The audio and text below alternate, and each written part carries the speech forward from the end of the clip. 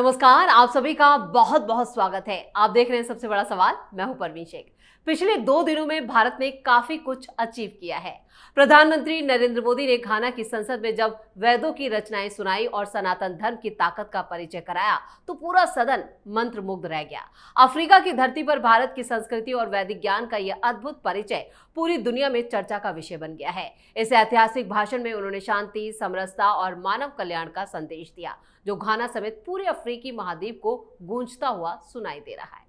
वहीं विदेश मंत्री एस जयशंकर अमेरिकी दौरे पर हैं। उनकी अलग अलग मंत्रियों से मुलाकात हो रही है।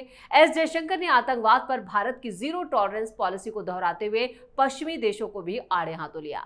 जयशंकर ने आतंकवाद पर भारत के रुख का समर्थन न करने वालों को लेकर पश्चिमी देशों की भी मंशा पर सवाल उठाए। इसके साथ ही जयशंकर ने साफ कर दिया कि भारत और पाकिस्तान के बीच सीज फायर का फैसला दोनों देशों के डीजीएमओ के बीच बातचीत से हुआ था। ऐसे में सबसे बड़ा सवाल यह है, क्या भारत की कूटनीति अमेरिका पर भी भारी पड़ रही है? इसी पर चर्चा के लिए स्टूडियो मौजूद है कैपिटल टीवी के editor in chief doctor Manish Kumar. Sir, आपका बहुत बहुत स्वागत है। धन्यवाद। पिछले 2 दिनों में दुनिया में जिस तरह से भारत की धाक और भारत ने अपना स्टैंड क्लियर किया है, उससे कई देशों को मिर्ची लगी हुई है। देखिए, भारत, चीन, पाकिस्तान, बांग्लादेश, अभी ये सारे लोग एकत्रित होने की कोशिश कर रहे हैं। ये मत भूलिए, हमारा दुश्मन नंबर 1 जो है वो चीन है। और प्रधानमंत्री मोदी कहाँ गए हैं, ये भी बहुत ध्यान करने वाली बात है।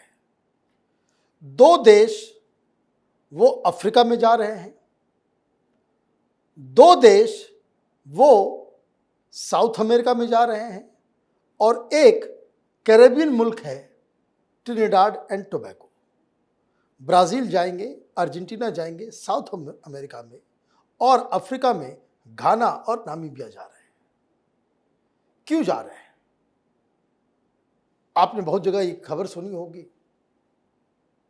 पढ़ा भी होगा। एंकर्स बोल रहे हैं कि 25 साल के बाद कोई प्रधानमंत्री जा रहा है, 30 साल के बाद जा रहा है। ये फ्रंट फुट पे खेलने की चीज है। लैटिन अमेरिका, साउथ अमेरिका या अफ्रीका, वहां चीन का बड़ा वर्चस्व है, उसको चुनौती दे रहे हैं। It is a battle of narrative. एक चीन आता है अफ्रीका के अंदर, वो अपने इंपीरियलिज्म को साथ लेकर के आता है, वो पैसे दिखाता है और पैसे और कर्ज दे करके वहां गुलाम तैयार करता है। उसकी नीयत लूटने वाली है। हिंदुस्तान अपनी फिलॉसफी लेकर के जा रहा है भाईचारे की। दुनिया एक पीसफुल जगह कैसे हो सकता है, उसको लेकर के जा रहा है। इसलिए प्रधानमंत्री मोदी के भाषण में डील नहीं, टैरिफ नहीं, ट्रेड नहीं, प्राइमेसी क्या है, वो विचार। भारत एक अलग किस्म की डिप्लोमेसी करता है। एक साथ जियो और जीने दो और मिलजुल कर आप आगे बढ़ें, ट्रेड भी करें, शांति भी हो, आपसी विश्वास भी हो जी। ये हिंदुस्तान की डिप्लोमेसी का मॉडल है। एक मॉडल आप ट्रंप का देख रहे हैं जी। 50%, 100%, 500% लगा देंगे, ये कर देंगे, वो कर देंगे, हथियार खरीदो, युद्ध करो। चीन कर्ज दे करके आपको गुलाम बनाने की कोशिश करेगा, पॉलिसी अपने हिसाब से बनवाए। हमें ये सब नहीं चाहिए। And that's how we are gaining as a leader of south. हम उन बेजुबान देशों की आवाज बन रहे हैं। तो एक तो बहुत बड़ा काम हो रहा है, लेकिन कोई हमें दबाव में डालने की कोशिश करेगा तो उसका इलाज भी हम करेंगे। हम झुकने वाले में से नहीं हैं जी। जयशंकर साहब अमेरिका में हैं, 2-3 चीजें वहां पे बड़ी इंपॉर्टेंट हो रही है। एक डोनाल्ड ट्रंप अपने हिसाब से दुनिया को नचाने में लगे हुए हैं। लेकिन सबसे इंपॉर्टेंट बात जो वहां पर हुई है, जिस तरह से अमेरिका के ही अलग अलग मंत्रियों से उन्होंने मुलाकात की और हर मंत्री के बाद एक अलग स्टेटमेंट जिसमें भारत का हित है। देखिए, हम तो भारत का क्या पोजीशन है वो बताने के लिए वहां पे गए हैं कि आपकी सरकार ये टेररिज्म के साथ कॉम्प्रोमाइज कर रही है। जी, जो दुनिया का टेररिज्म का हब है उसके साथ खड़ी नजर आ रही है। और मैं आपको बता रहा हूं, सोशल मीडिया पे आप सारे लोग हैं, वेट फॉर अ वीक, ये सारी चीजें खत्म हो जाएगी। यही फॉक्स के ऊपर, CNN के ऊपर, हर जगह यही डिबेट हो रहा होगा कि डोनाल्ड ट्रंप जो है आतंकवादियों के साथ, जिहादियों के साथ कॉम्प्रोमाइज कर रहे हैं, पाकिस्तान के साथ जा रहे हैं। What the hell we are giving money और असिस्टेंस और वेपन टू पाकिस्तान। जिस देश ने ओसामा बिन लादेन को शरण दिया, अल जवाहिरी को शरण दिया, वो तमाम लोग जो पूरी दुनिया में दहशत फैलाते हैं, उसके लिए एक हेवन बना हुआ है पाकिस्तान।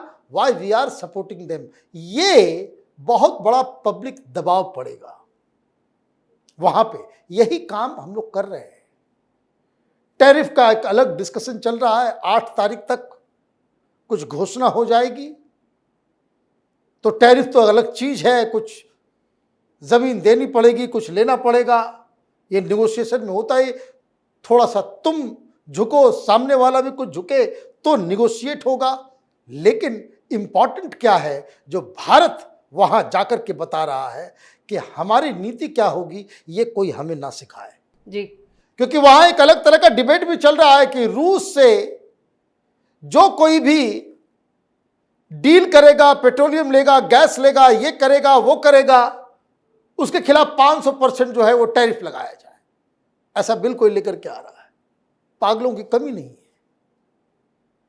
हिंदुस्तान ने साफ कर दिया है कि हमारे एनर्जी नीड्स है। जो अलग अलग मंत्रियों की आप बात कर रहे हैं, वो हर जगह यही जाकर के बता रहे कि हमारी अलग नीड है।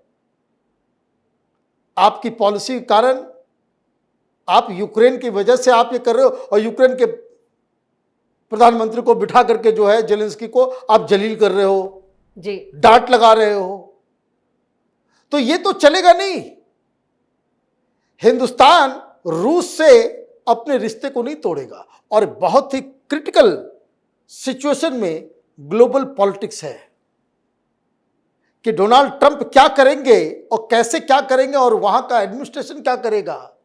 क्योंकि सब कुछ वहां पे हैवार जा रहा है, आउट ऑफ कंट्रोल जा रही है। तो आप देखिए, पेंटागन कभी मुनीर को बुला लेता है, तो पेंटागन कभी आर्मी चीफ को, एयर चीफ मार्शल को बुला लेता है पाकिस्तान का। सब लोग अपने अपने हिसाब से, there is no focused foreign policy. Donald Trump जो है, उनको लग रहा है बस ट्रेड के जरिए ही सब कुछ होगा। ट्रेड का जमाना चला गया। ट्रेड इंपॉर्टेंट है, जैसे हथियार भी इंपॉर्टेंट है, रियल पावर जो है वो भी इंपॉर्टेंट है, ट्रेड भी इंपॉर्टेंट है, लेकिन उससे दुनिया आगे भी निकल चुका है। It will take just one jihadi action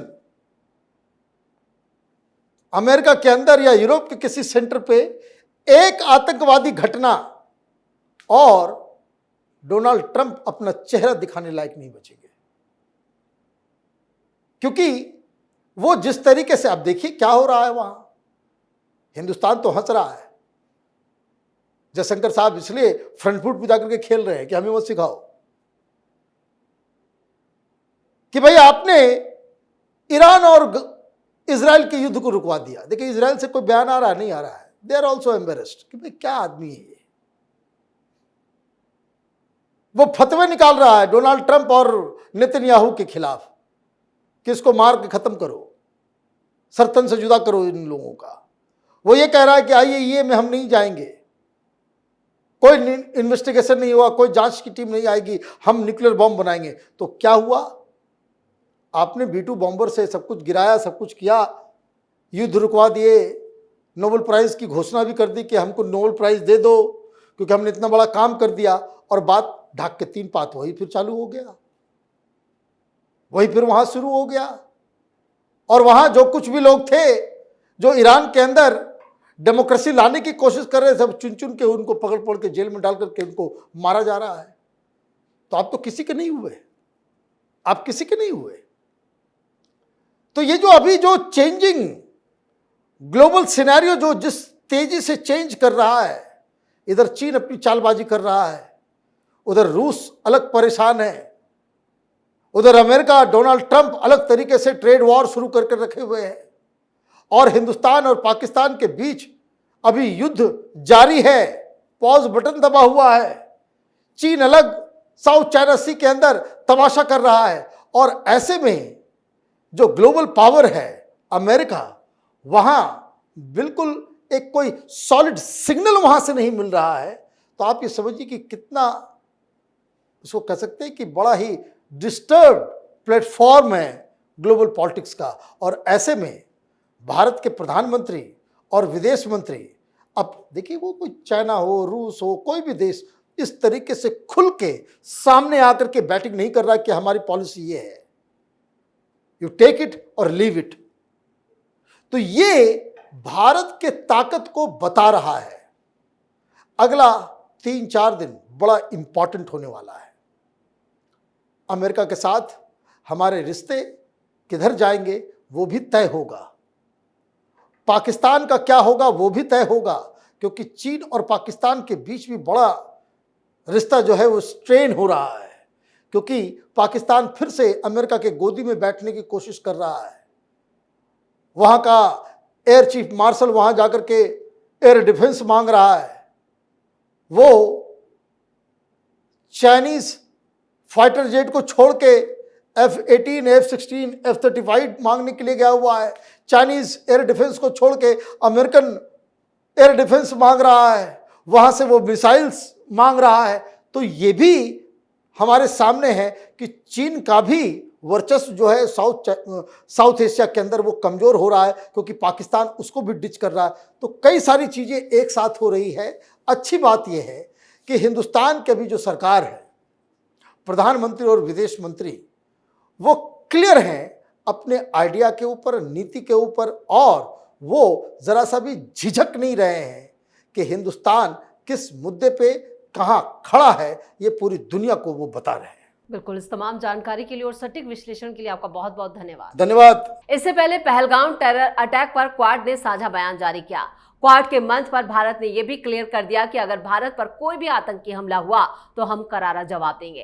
प्रधानमंत्री नरेंद्र मोदी भी न्यू वर्ल्ड ऑर्डर का न्यू नॉर्मल सेट कर रहे हैं। पीएम मोदी ने घाना के साथ कई समझौते साइन किए हैं, और इसके साथ ही ब्रिक्स में उनकी जो हिस्सेदारी होने वाली है उस पर भी दुनिया की नजरें टिकी हुई हैं। एक तरफ एस जयशंकर जो हैं वो नए नए आयाम भारत की तरफ से तय कर रहे हैं, जिसने कई देशों की जो आंखें हैं उनको टेढ़ा कर दिया है, लेकिन उसके बावजूद भारत झुकने को तैयार नहीं है। यानी भारत की पॉलिसी, भारत का स्टैंड पूरी तरह से साफ है, और उसके लिए राष्ट्र हित सबसे पहले है। इस खास शो में इतना ही। वीडियो कैसा लगा कमेंट करके अपनी राय जरूर दें। वीडियो को लाइक करें, शेयर करें, और कैपिटल टीवी को सब्सक्राइब जरूर करें। धन्यवाद।